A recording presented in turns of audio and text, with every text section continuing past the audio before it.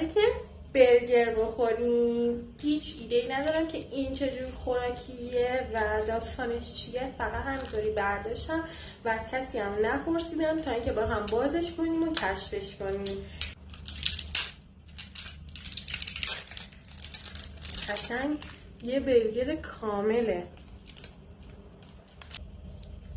برداریم پاستیل بچه ها. این پاستیل سیب زمینی این شکلیه.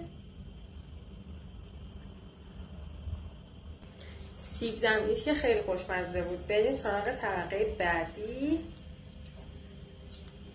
اینم توش پاستیله، مثل توست آووکادو میمونه. نگاه، این انگار نون توست، اون آووکادو، اینم تخم مرغ.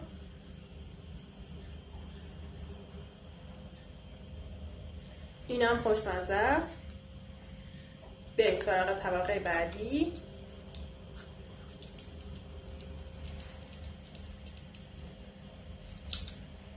هات داگ این یکی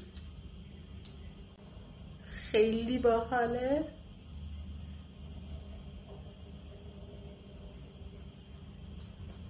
اینم خیلی خوب. نظر من که خیلی باحال بود، ارزش خریدم داشت. بعدش هم میتونید اینو همینطوری بذارید تو آشپزخونه یا تو اتاقتون، چون خیلی گوگولی و باحاله.